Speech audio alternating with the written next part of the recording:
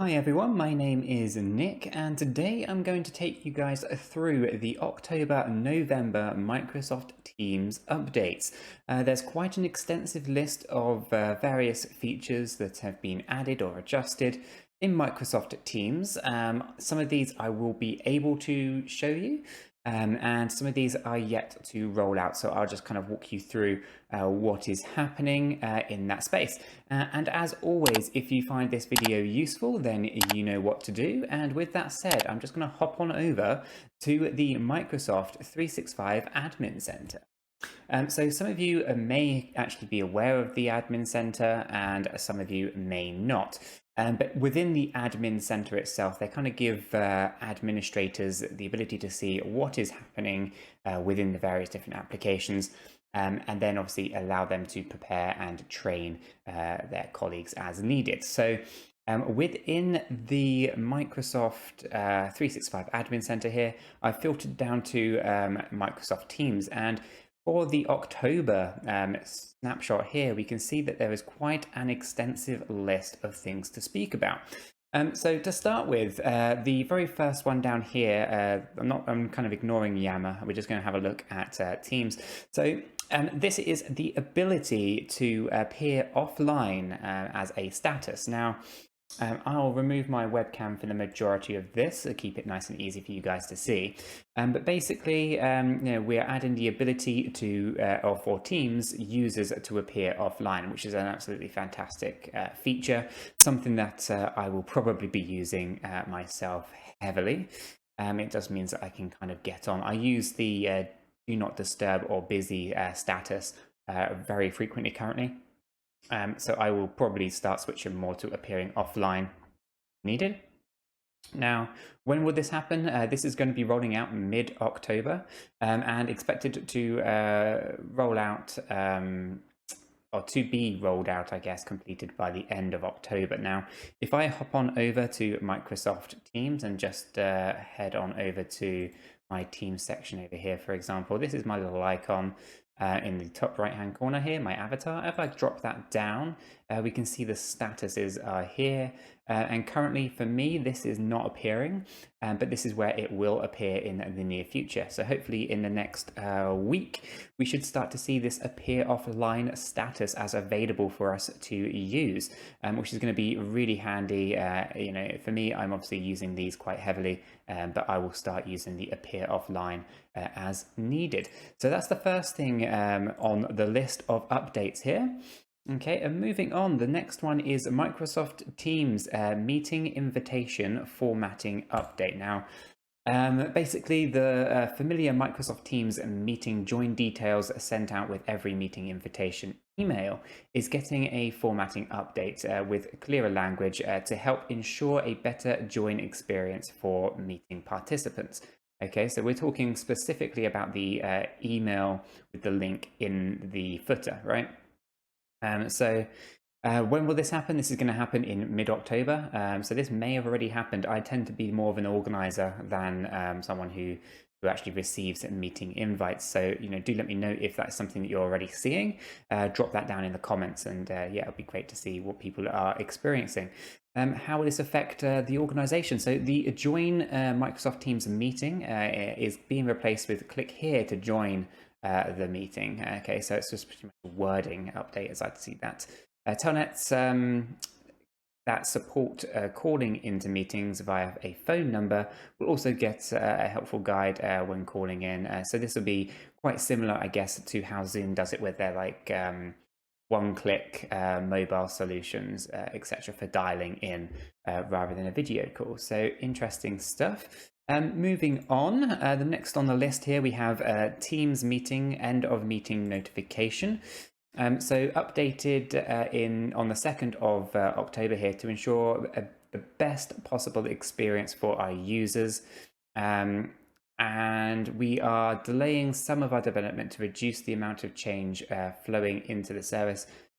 Please be updated, see the updated rollout timelines below. So we will soon be alerting Teams meetings participants when there are 5 minutes remaining in a scheduled meeting. Okay, so then there's a little bit of a an image here saying that there's 5 minutes left in that meeting. This is going to be an interesting one. So when will it happen? This is going to be late October, okay, which was previously late September. And they're expecting it to be completed in early November. Okay, so by early November, we'll start seeing this in our meetings. So it'll be a little bit interesting to see how that gets used. A lot of the meetings that I have currently, they do overrun quite extensively. So hopefully this little reminder will be useful. How will this affect the organization? So available in your tenant, teams will inform participants that there are 5 minutes left remaining during any scheduled private or channel meeting. The notification will appear on the screen for 10 seconds and disappear without any user action. So this is just an informational notification and will not automatically end the meeting. Okay, so there's nothing really to prepare, just need to be aware that you will start seeing that. I think that will actually be really useful and helpful in making sure that our meetings don't overrun. Okay, so next on the list here is records management. So I'm not going to cover that one. That is more like a general bit on a background thing. And also here, application preloading will enable for Canvas apps in Power Apps. So if you're using Power Apps, be aware that there are some preloading stuff also being enabled there. And then we've got another Microsoft Teams update here. So updated Microsoft Teams meeting recording saved to OneDrive and SharePoint. So this is actually really interesting. I'm not sure how many people use the recording service, but nonetheless, let's have a quick nosy. So the updated October 7th, 2020, to ensure the best possible experience for our users, we are delaying some of our developments to reduce the amount of change flowing into the service. We're changing the storage for the new Teams meetings recordings to be stored on and served from OneDrive and SharePoint. Okay, so the ODSP. Now, instead of Microsoft Stream Classic, customers are able to opt in, opt out, or take no action with regard to changes. So I personally think that using OneDrive is going to be a better use of these recordings than Microsoft Stream. And SharePoint, if it could be a little bit more problematic if there are private and confidential meetings happening, then you don't necessarily want those recordings going directly to SharePoint unless you've got very good permissions and who is included in which teams, etc.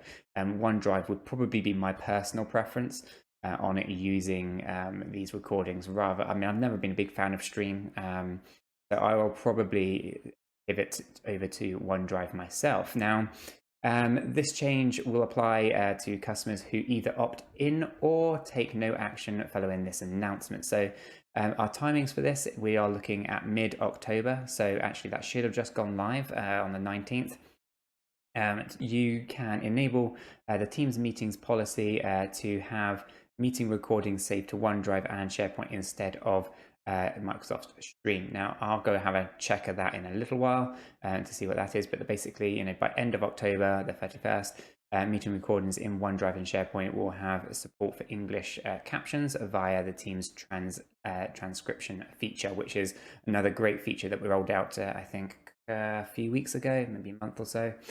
So really good nonetheless there. Early to mid-November, rolling out between 1st November, 15th of November, all new Teams meetings recordings will be saved to OneDrive and SharePoint unless you delay this change by modifying your organization Teams meetings policy and basically, explicitly setting them to Stream. Now, in Q1 2021, no new meeting recordings will be saved to Stream Classic. All customers will automatically have meeting recordings saved to OneDrive and SharePoint.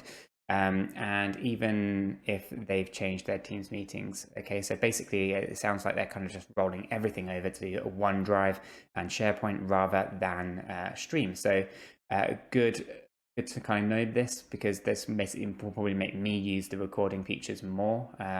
It was always a bit of a pain using Stream. So how will this affect? It's a new feature. So The move to ODSP immediately unlocks long-awaited features, including external and guest sharing, retention policy applications, and so forth.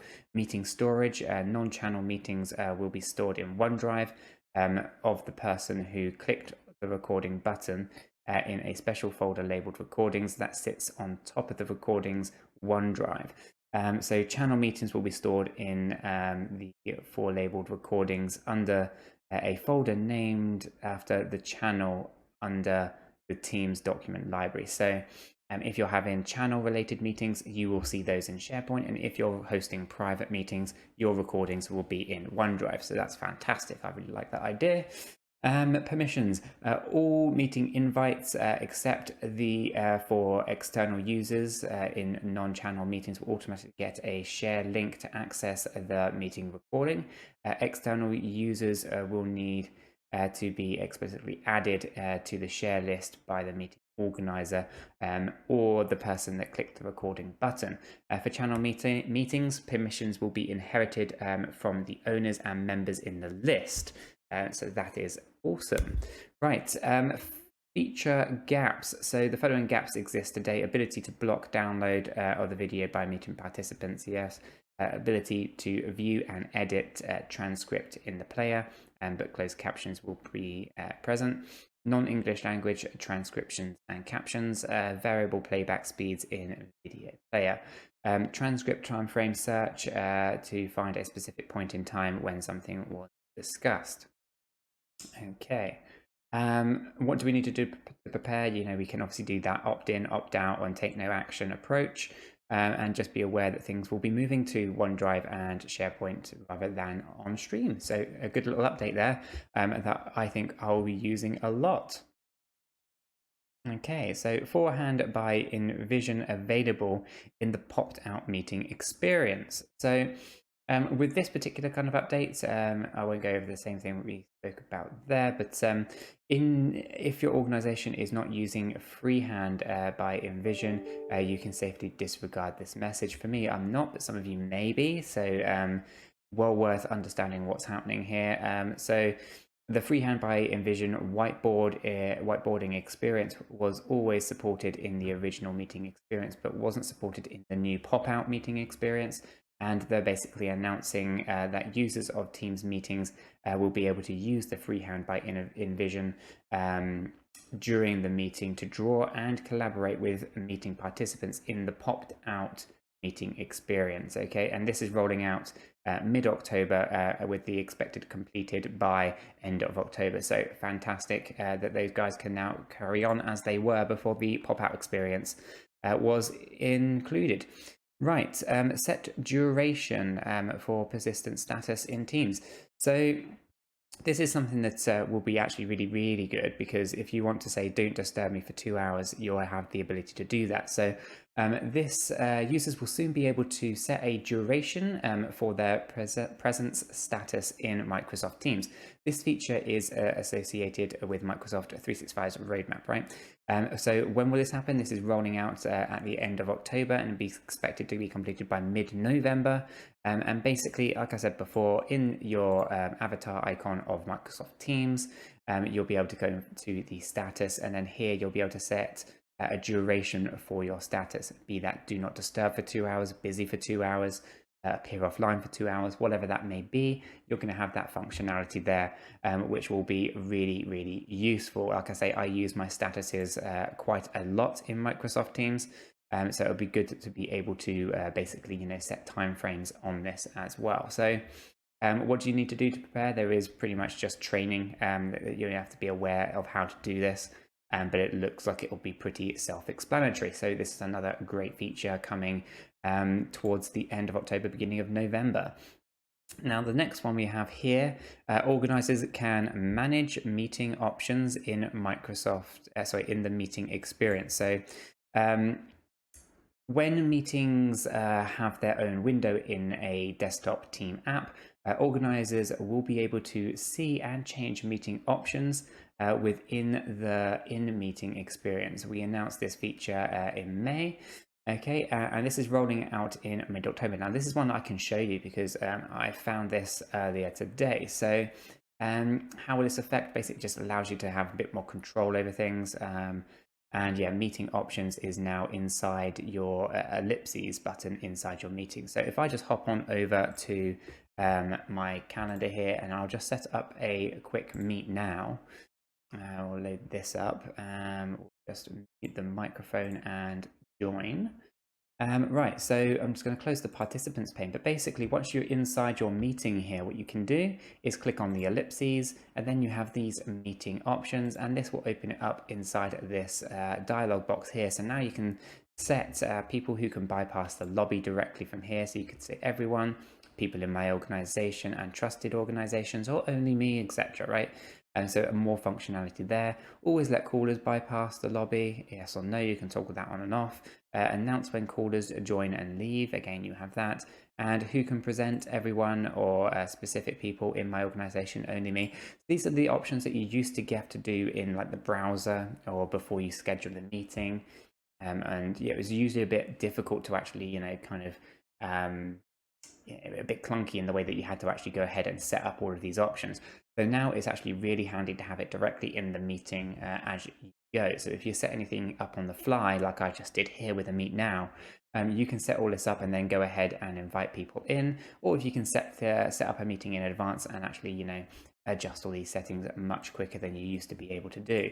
So I'm just going to end that meeting and then hop on back to this admin center. So yeah, it's really good to see this feature in my teams. Hopefully you guys will start seeing it very, very soon, if not already. Okay, so the next one is admin setting. I'm not going to go through that because I don't think it's going to be a lot of use for many people. The next thing is the pre-join experience. So new Microsoft Teams meeting pre-join experience. So updated in October 9th, and this is where they were just delaying it, I believe. Yeah. So our new pre-join experience makes it easier for users to select audio and video sources before joining a meeting. Okay. The key points here are the timing, end of October, which was previously early October, through to the end of November. Okay, so that was what they're kind of envisioning. The rollout is a user level rollout.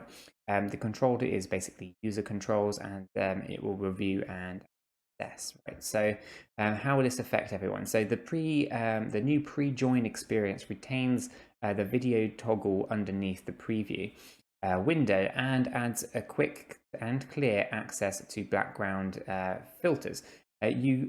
All the available audio options are now clearly detailed on the right of the preview window, with the options to configure the mic status, speaker volume, devices, and ability to add a Teams meeting room. So this actually is going to enhance everything a lot more than we have done in the past. So yeah, we're waiting on this one. This is not something that's hit my teams yet. So, you know, I'm imagining, yeah, we're going to see this by the end of November, and it could happen almost at any point. For any of us, there will be a rollout schedule, and it will be one of those things that we'll just have to update Microsoft Teams to include the new feature. Okay, so moving on, the Planner app in Teams will be renamed. Okay, so this is the Planner app in Teams will be renamed with an updated experience powered by Planner and To Do. So this is actually a really good feature. I'm really happy with what they've been doing in terms of tasks. So the updated, so the rollouts of the Planner experience in Teams, desktop and Teams web to all non-government tenants worldwide has completed. Users can now see their individual tasks and shared tasks in a single app in Teams. Next, we will change the app name in Teams from Planner to Tasks by Planner and To Do. And that's going to happen later this month. We will make this change over a weekend to reduce the likelihood of users seeing different names as the change rolls out. And we will make an additional update to the message center post when we kick off that change. Once we've made the name change, users will see a banner announcing the name change. In the future, we will shorten the app name to Tasks. Okay, so they're kind of stepping into that. These name changes will not impact the naming of Planner or to do experiences outside of Teams. On Teams Mobile, the Tasks app will begin rolling out in the next in the coming weeks, and we expect it to be available on all non-government clouds in November. Okay, and they will continue to message and communicate with us about the government side. How does this affect? Well, basically, users will see individual tasks that are powered by To Do, with each with also powers Outlook tasks. Okay, so and that's something I will probably do a whole separate video on, is how you can send your Outlook tasks into these Microsoft Teams tasks app, and the team tasks powered by Planner. So existing Planner tabs will behave and have same as they do today. So you're not going to see too much change with Microsoft Planner in that regard. But we show additional list view, which is actually really useful. Users will be able to add new tasks tabs into the channels in Teams they belong to, right? So really useful stuff. And users can also access the Tasks app in the same way they previously accessed the Planner app. Okay, so they're just basically making the name change. You're not really going to notice too much difference. You should already have the ability to see all of your to-do tasks and your Planner tasks all in one place already. And I quite like it. I think that the change is a very positive one, albeit that you do have to get used to how it works now. But with that being said, I will do a whole video dedicated to the Outlook tasks going into the Tasks app, because it's very, very good. Right, the next update here is all about the meeting notes. Okay, so they are rolling out some key improvements to meeting note feature. There is no longer a 20-person limit for meeting notes, and you will never lose access to notes if you have had access to begin with. By default, notes will support meetings with up to 100 participants. And if a participant is nudged in to the meeting or joins at the 101st participant, they can request access to notes in a single click from the creator of the meeting notes. Okay, so not a problem there at all. So when will this happen? So standard production is available now. So GCC, GCC High, and DoD stating mid-October and complete by the end of October. So you're not really going to see much difference here. It's just an expansion of the already feature that's already there. It's just improving upon it. So good stuff. Right. So Teams meeting, Microsoft Teams displays, firmware updates for specific devices. I'm not going to go through that one, but be aware that there is an update there as well. Using Microsoft Authentication Library with Yammer, I'm not going to go through that. But transfer Teams meetings between devices or add another device. So the Teams meeting participants soon will be able to transfer a meeting between a mobile device and a computer when they are logged in with the same AAD account. So in addition to being able to transfer a meeting between devices, meeting participants may add another device as a companion to their meeting. And this is something that I do quite a lot. So, I use like my iPhone for audio and whilst using my desktop to, basically digest the presentations. And sometimes I even use my iPad for a webcam and stuff like that. So it's great that you can kind of do these things with Microsoft Teams. So when will this happen? We are currently rolling this out in production and expect it to be completed by next week. So this should be already out in theory. And they'll roll it out by the end of October to see. So how this will affect your organization, how to transfer a meeting from one device to another or add a companion device. Open Teams in the mobile app or desktop app on the second device. On the banner advising that the meeting is in progress, select join, then select add this device or transfer to this device. Okay, so these are the new options that you get. This has been there for a while, but I haven't seen this or experienced this yet myself, so I will look out for this going forward. So yeah, when adding or transferring to a desktop device, you're already in this meeting on another device. What do you need to prepare? So you might want to update the documentation that we might have in terms of training guides, etc. But this is actually also very self-explanatory, moving from mobile to desktop, or utilizing, in my case, multiple devices in the meetings. So just another kind of level of improvement there. We won't talk about the PowerShell module. Introducing Mac OS native notifications. So any Mac users, good news for you guys. With this update, your users, any Mac users, will be able to choose their preferred means of Teams notification delivery, either via Teams, the built-in notification system, or their native OS notification system. So really good stuff. When's this happening?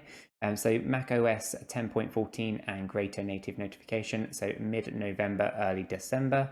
And yeah, users, should your users wish to change notifications in Teams, they'll need to from the Teams app to the native Mac OS notification system. So you have the notifications in the settings of the Microsoft Teams app there. So yeah, fantastic move forward there. And again here, so Windows 10 native notifications, similar concept again. So how do we want to be notified? Do we want to be the Windows notifications, or do we just want it in the standard Microsoft Teams notifications? Personally, the Teams work fine for me. I tend to actually turn off my Windows notifications. Right, creating a customized meeting experience with apps in Microsoft Teams. So this is more about the people who kind of are building their own applications. But yeah, they're basically, this is a net new feature, and apps must continue to honor the app permission policies. Okay, so they're able to, do things now with meeting experiences in apps. So a great little feature. I won't dig into it because there's not many people who are probably interested in creating apps, but if you are, I'm sure we'll be able to find out more about it. Introducing a live transcription in Microsoft Teams meetings. So this kind of rolls on to the other parts as well. So live transcription in Microsoft Teams meetings will provide another way to both follow and review meeting conversations. Live transcription currently supports only spoken English. So when will this happen? This will begin rolling out in mid-November, with completed by the end of November, as long as there are no additional delays. Now, how will this affect your organization? So if you have enabled recording and transcription, then your users will now see two options in the meeting control bar: recording and transcription, or transcription. So note that meeting recording is combined with transcription.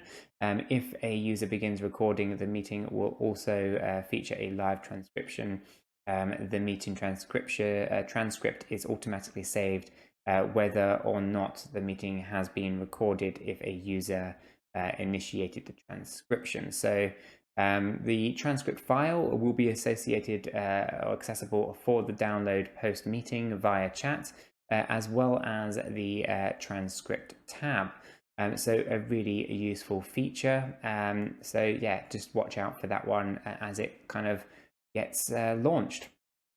Okay, won't talk about the admin center. Right, virtual breakout rooms. This is something that I'm still waiting for hitting my Microsoft Teams, because I really want to do a video on this one for you guys.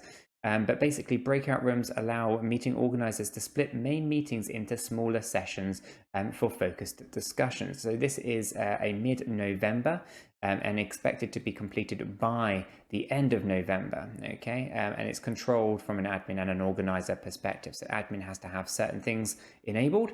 So administrators must allow users to schedule private meetings using the Meet Now in private meetings, allow channel meetings schedules, and allow the Meet Now in schedules. With all of that enabled, then the meeting organizers can basically, go into a breakout room, make sure that in order to use breakout rooms, you must first of all go into settings, turn on the new meeting experience, which I've got a whole video on as well, so do check that out if you're not sure.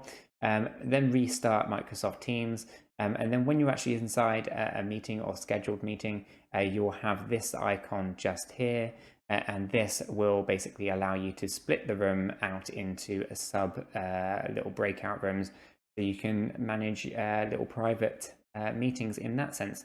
So it's actually a really good feature. Now, I think it goes anywhere from, let's say, up to 10 or 50 I forget the actual details. It might be up to 50 different breakout rooms, but I might be exaggerating. It might be 10. I can't remember which number it was, but well excited for this getting launched. I am, there you go, up to 50 breakout rooms. I wasn't just imagining it. So features for the organizer: breakout rooms set up on Teams desktop client only. It's not available on mobile yet. Create breakout rooms in scheduled meetings, including reoccurring and private meet nows. Meeting organizers can manage rooms and hop between rooms freely, set up breakout rooms during active meetings, create up to 50 breakout rooms for a single meeting, add, remove, delete breakout rooms, rename rooms to the title of your choice, reassign room participants from one room to another room before as well as while the rooms are open. Room transition, as an organizer, you can decide if participants get moved to the room automatically when you open the room, or if they need to click to confirm the move. The auto accept setting is available per meeting. Send out an announcement that will show up in the meeting chat message in each room. Chats, files, and recordings, only the organizer will always have access to all room meeting artifacts. Okay, so really useful. And then there's a whole host of features here for the end user as well. So you're able to join rooms from the web, the desktop, the iOS, the iPad, the Android mobile apps, and tablets.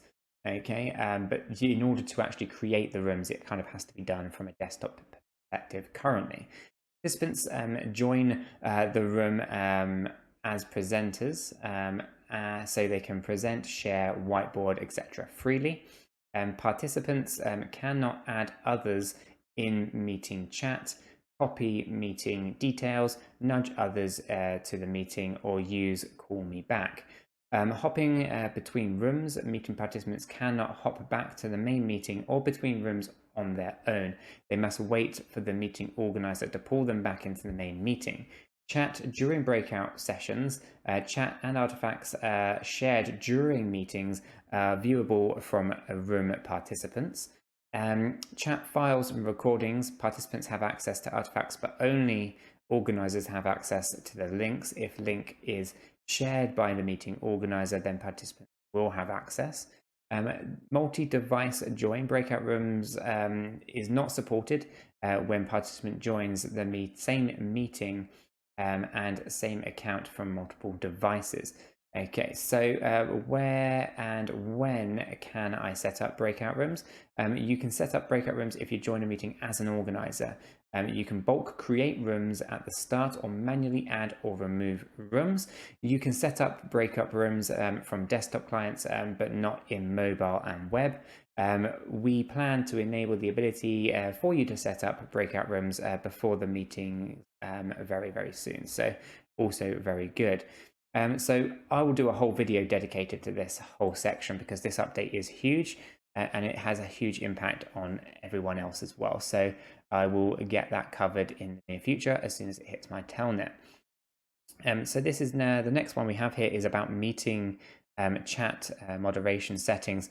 So basically, from the beginning of mid-November, with expected completion at the end of November here, basically we are updating the meeting options to allow an organizer to manage participants' ability to chat prior to, during, and after a meeting. And you have the ability then to alter those. So you can turn it on, as in the chat can happen at any time. You can turn it off, so you can only send messages in chat, including the organizer. So it's basically like a read only. And then during the meeting only, where participants can only send messages during the meeting, and the organizer can send messages all the time. So, for the education sector, I guess it's going to be a little bit more controlled, and you're not going to want to have a lot of chat messages flying around. So you do get additional control there. But from an organizational point of view, I'm not sure I would use that feature myself, but it's good to have it there nonetheless.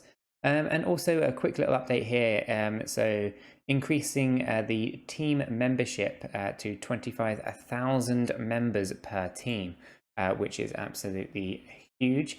So, they're expected this in early December and completed by late January. And basically, once this feature is available, all new and existing teams will be able to grow and host up to 25,000 members. So a quick little update there, but you can see that they are growing Microsoft Teams massively. Okay, so this one here, this is the new file sharing experience in Teams, and this is something else I want to cover in detail when I get access to it. So this will begin in mid-October and be completed by the end of November.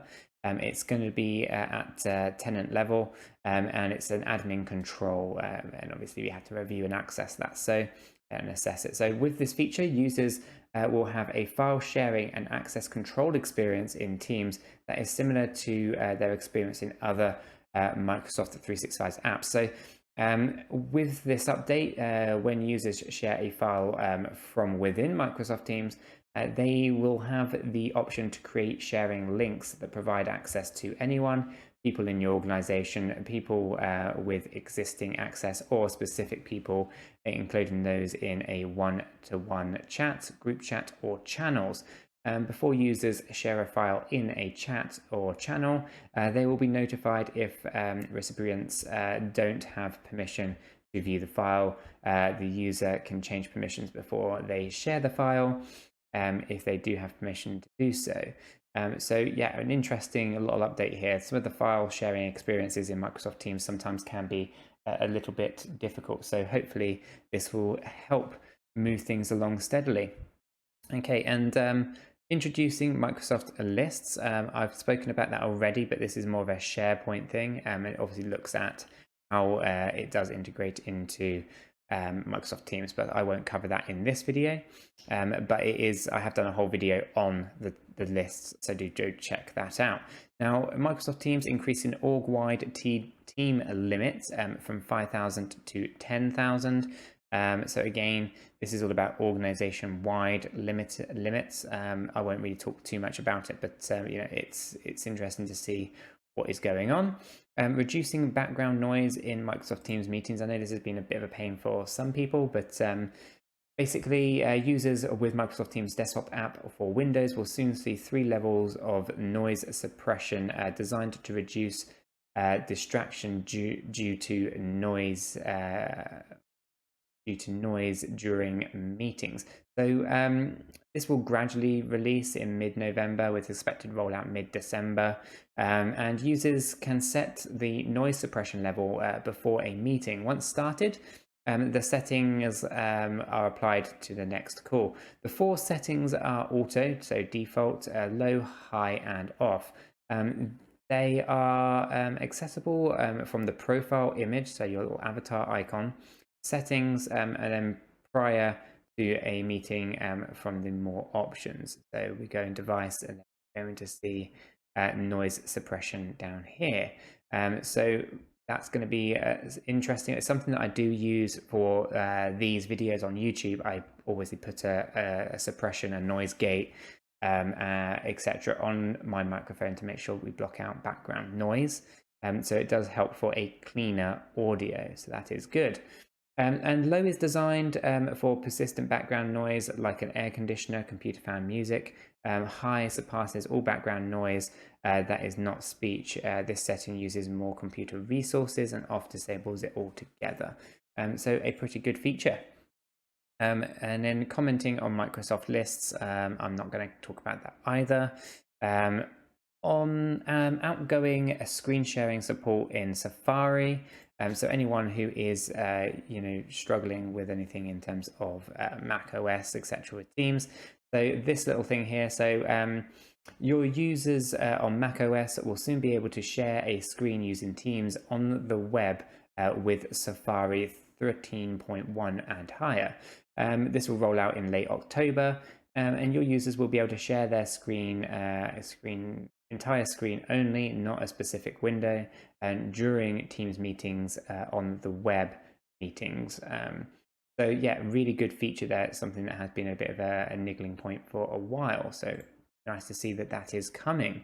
Manage your first line workers access on Teams. I'm not going to talk about the shifts kind of side of things. I want to, but I need to really get into that one first before I kind of go over it with you guys. New feature, inline message translation for Android. So inline message translation lets users translate Teams mobile messages into the language they choose. This feature will be rolling out for Android shortly. The iOS is rolling out ongoing. This feature is also related to a different thing that was going on here in July 2020, which announced that the Teams inline message translation policy was changing to be on by default. So this is going to be mid-November, and we expect it to be completed by mid-December. How will this affect your organization? So when using Teams mobile Android app, users who receive a message in another language can choose to translate that message into the language they have set in their settings general translation. To translate a message, press and hold the message to see the translation option. So just here, and then basically all you need to do is make sure you're updating your app on the desktop there. If you have disabled this for your tenant users, will have to will not have this feature. So basically need to have it turned on in the back office, but other than that you will then have it accessible. So very good. Teams custom meeting images. So it's another new feature. So Microsoft Teams administrators will soon be able to upload a custom logo image for all Telnet meetings. However, it will be displayed only in meetings where the organizer has an advanced communication license. Okay, so this ability to upload the image will begin to appear in the Teams admin center. So that's late October, okay, and then roll out by late November. Okay, so how does this affect? Basically, Teams admin will be able to upload these custom logos, and basically it will appear here in that top left hand corner. So you wanted to brand your meetings, then that is basically what this will allow the admins to do. I imagine this will be handy for a lot of organizations and schools and colleges, etc. So a pretty good feature. Okay, almost there, guys. 2 more to go. So iOS Teams app updates enhances mobile meetings. So we're improving the Teams meeting experience on iOS devices with a new presentation mode. The ability to see more participants and the ability to see shared content and spotlighted participants concurrently. So the updated app will be available in the App Store at the end of October. So a scrollable participant tray, which is actually really handy, makes it possible to see more participants. The current default grid allows iPhone users to see up to 8 participants and up to 9 participants on tablets. With the new scrollable participant tray, phone users can see 15 participants, tablets can see 20 participants. See your audience while presenting. This is something that's been stuck up for a while as an issue, but basically from phones and tablets, currently mobile users in a meeting with shared content only see one active speaker is visible. With this update, users can now see both the shared content and the participants' tray at the same time. In addition, we've added visual indicators around each active speaker and made nameplate displays more accessible. Then there's the side-by-side view, so shared content plus one pinned / highlighted or spotlighted participant. Currently, mobile users in a meeting with shared content and a pinned or spotlighted participant, there is no way to see both at the same time. With this update, both shared content and pinned spotlighted participant will be side by side. So a nice little iOS update there. And then lastly, we've got NDI technology in Microsoft Teams. So anyone who likes or dabbles in NDI, this is very, very good news. So Microsoft Teams meetings began supporting the integration of NewTek NDI, so Network Device Interface, in September. We're now updating the NDI for Microsoft Teams so that authorized users can enable NDI on a per meeting basis. If you do not use NDI in your telnet, then you can safely ignore this message. But when is this happening? This is the end of October, by mid-November. And NDI provides a way to convert a meeting participant's feed into a discrete individual video source. That can be managed in video production tools for broadcast. So NDI technology is limited to a local network and should be considered as part of a production workflow, not a broadcast solution. In this feature works in all versions of Microsoft Teams apps. So once in a meeting, you and anyone you have authorized can broadcast a specific meeting by modifying the settings in the client settings for that meeting. Okay, and obviously you have the broadcast over NDI section there. So when a user joins a meeting, they'll see a message that notifies them that the meeting is being broadcast. If users don't want to be included in the broadcast, they need to drop from the meeting. Okay, so the following image shows the banner message here that a user sees in the Microsoft Teams meeting. Okay, and so yeah, if you're not familiar with NDIs, you don't have to worry. If you see this, you don't want to be broadcasted anywhere, then do drop out. I've dabbled with NDI myself for various different things in terms of making these videos for you guys. And yeah, it is a good way to kind of, transfer stuff across a very clear a network. So yeah, a fantastic set of updates there for October and November for Microsoft Teams. If you found this useful, informative, then you know what to do. And with all that said, I will catch you guys in the next video.